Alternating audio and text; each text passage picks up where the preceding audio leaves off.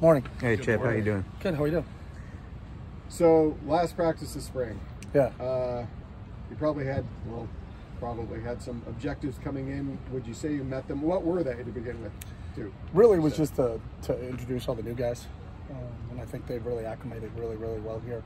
You know, it started in January with a off-season program that KB runs, and they kind of hit the ground running in that standpoint. So, you know, it was kind of a seamless transition as we transitioned from, you know, the running and lifting program into actual on-field football stuff. So it's been really good. You know, we've been really healthy throughout the entire spring with one to go here. So knock on wood that we'll get through this one. But we've got a lot of work done, and it's been, you know, really good, obviously bringing Dante in. So instituted some new things defensively and just how he does things, and I think our defensive players have really picked up really well at that. And then plugging in the new faces on the offensive side of the ball, I think has been, you know, it's been good. We've been really pleased with everything that's gone on in the last 14 training sessions. Usually when a new defensive coordinator comes in, there's kind of a big transition, a big install. It didn't seem like that was necessarily the case. Yeah, not an overhaul. I mean, football's football, so it's 11 on 11. Dan did a great job of mixing with Brian and Ken and Akaika, you know, of what we did, how we called it. You know, there's some things that he did at Baltimore that we do that we kept the same terminology to make it easier on our players. And he learned some new things, and then he actually brought a lot of really good new ideas of what we're doing. So I think the combination of the three existing guys with Ken and Brian and Akaika being here, and then Danton, real collaborative effort with all four of those guys, putting together what we're doing defensively. Are there any particular players that, you know, considering the last time you saw them fall camp, that really made an impression as far as the progress they made? Yeah, there's been a lot at every position, you know, and I think that's the good thing about it is that we really have a lot of depth. You know, will be one of our deepest teams in terms of who can play and how many players we can play. We'll be at 85 scholarships, you know, when we get to the fall. So we feel really good about where we are. Feel really good about our depth as we continue to develop it. And we still have a couple new faces that will show up when we get here in June. But, you know, by and large, what we have right now is our team. But there's one or two guys we're waiting on to get here in June. Speaking of depth, the transfer portal window came and went. Mm-hmm. Are there any? It doesn't seem like I had any guys that. Well, there was one, but yeah. Are there any other that are? No.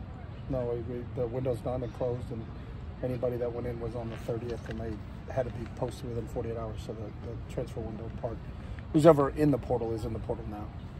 So, you know, we feel really good about our guys, and I think they enjoy being here and understand what going to school here offers them, and we're excited. For Adam Cohen, I believe is his name, he announced he was going in the portal, but then he was out at practice like the next day. Is he just finishing out the spring? He's finishing out the spring. Adam's awesome. I love the kid. Played here. He's going to graduate. He's going in the transfer portal as a grad. You know, he's looking to find a place to play for his last. I think he may have another year because of COVID. But he's given us everything since he's been here, and it's something we extend to everybody. You know, if someone goes in the portal, we still want them. You know, if they're a Bruin for a day, or if they're a Bruin for 4 years, they're a Bruin for life. So our job is to help Adam. And he wanted to stay on and be a part of it, and he'll continue to lift and get strong until he leaves here in June with his degree. That's the most important part for us. But he expressed, and we offer that to everybody. You know, if you want to, if you're going to go in the portal, that's great. You know, we'll help you to see if you can get to another spot, and that's part of our responsibility in coaching you. But he wanted to stay around. He's one of the couple guys that have done that. Chase Artopius was with us all last year. Hayden Harris was with us all last year. They went in the portal in December, but still went to the bowl game with us in practice. So that's just common practice for us. At quarterback, you know, with Moore and Garbers, it's so interesting because they're so different. You know, Moore is so young, and Garbers is more of an experienced guy that you know what you got. And going into the fall, making a decision on who's going to be the starter. What kind of goes into that? You got obviously a few non-conference games that could get Moore's feet wet, but if Garber starts and maybe he doesn't, it's just interesting to think through. You thought about it more than I have. I think it's April. It's May. I was going to say it's April, but it's May. But our whole gist going into the spring was everybody needs to get experience, and there's more than just Dante and Ethan.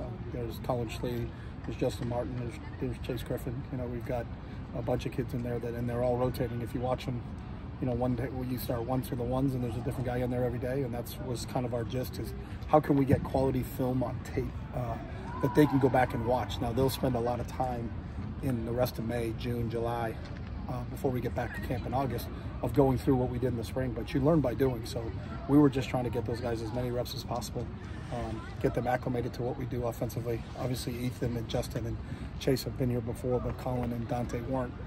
And I think all of them have progressed. All of them are better after training session 14 than they were at training session 1. So there's a progression that's going on there that we're excited about. But we have a lot of time before we play our first game. So we haven't had one discussion depth-wise at the quarterback position. It's, you know, Gundy just rotates them.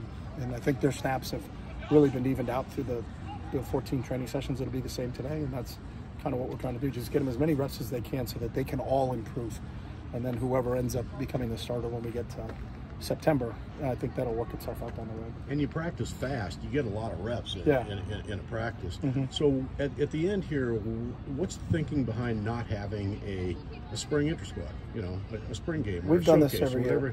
We had a showcase, and the Pac-12 just decided they didn't want to show it. So, I mean, we scrimmage every day. We've had this 5th day we've had officials, so it's really not different than anything that we do.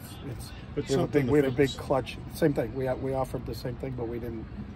Pac-12 decided not to. They said they couldn't film it here, although they did film it here for COVID 2 years ago. So we're just trying to get better. 15 training sessions. That's what we're trying to do. How's Dante done? I mean, he's supposed to be a senior in high school. Yeah. Any fatigue? Is he swimming at this point? Is it overwhelming for him? No, it's not. You know, and I think it's a credit to him. Monet's kind of the same way. You know, you always not worried, but you're concerned with kids that come in early. You know, one day they're in the hot lunch line at the high school, and the next day they're on a college campus playing football. You know, it's a unique transition for those guys, but they've handled it really well. And I think when it will be really beneficial for them is when the new group comes in June, and they've been here, done that. They've been here since January, so you know they don't act like freshmen, and that's a good thing. I say that in a complimentary way, is that they know their way around. They know what they're doing. They know our routines. They know, you know, how to get treatment. They know how everything works kind of around here. So they've been tremendous. So I'm really, the best thing you can say about those guys is they don't act like freshmen. I think they've been here for a while, and that's part of it, because there's a maturity, and it's a race to maturity in terms of being able to play as a young guy. It's really the mature guys that can handle it. And I think maybe through his experience and what he did, you know, he played at a pretty high-profile high school, played in a lot of all-star games, and has been around and traveled around a little bit. But I think he's handled it all really, really well. What's Femi brought to the inside linebacker group? Yeah, Femi's been tremendous since we've been here. He's got a great work ethic. He loves studying film. You know, it always seems like he's in our building doing something to make himself a better football player. So his mindset has really fit in very well with that whole group. You know, and how Ken teaches. He's obviously got some physical qualities that we really like. He's tall, he's long. You know, he covers a lot of space in a short amount of time. You know, he's got really good movement skills for a guy that big.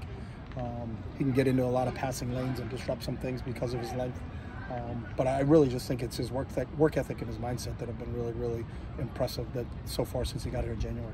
Did you watch the Ninja Warrior competition here? We did. We filmed that. Oh yeah. Okay. Oh yeah. That's you know, that I think one of the things we try to do in trying to be efficient in what we do is how can you incorporate a couple different skills into one drill time, you know. And so when you look at your individual periods, I think that's just a credit to Ken and how he's maximizing what they have to do. You know, you can just do a shed blocking drill for 5 minutes, and then you can do a tackling drill for 5 minutes. We don't have enough time in our training sessions, and the way he incorporated all of that is you know, is a really good thing to see. And I think it's making those guys, you know, think and react. And you know, not only are you training them physically, but you're training them cognitively. So. And Femi was the biggest guy, and I think tied for the best. I think he did. Yeah, Femi.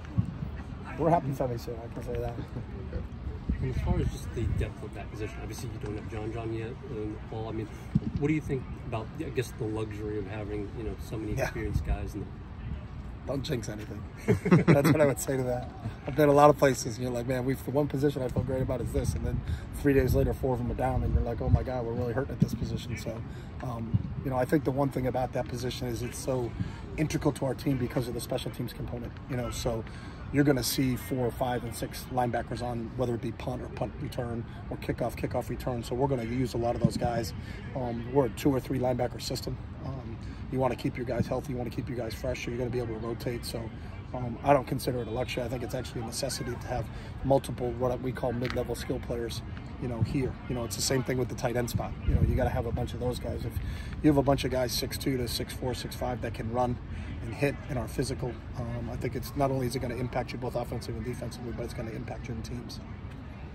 Official visits, you're having one of your biggest official visit weekends coming in. What's this been like in spring during practice and with transfers official visit? Has it been an advantage for them to watch practice? Well, we think it is, because I want people to, sometimes there's unknowns.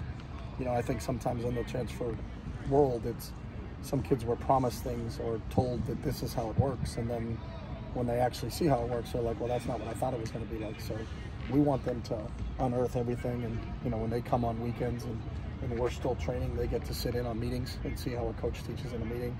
They get to see how a coach teaches on the field, so that there aren't any unknowns. And so if the kid is projecting in his mind, hey, if I go to school here, what would it be like? Well, they get to see what our training table is like. They get to see how we meet. They get to see how our players interact in a practice session. So we think I think it's really important, because the part of the recruiting process is that our job is to educate them about what UCLA is all about. So it's to expose them for it, not just take a coach's word for it, but they actually get to see it themselves.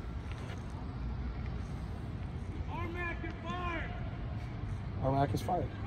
That's a good day. We all right? We good, guys? Good. Now we can go. Thank you.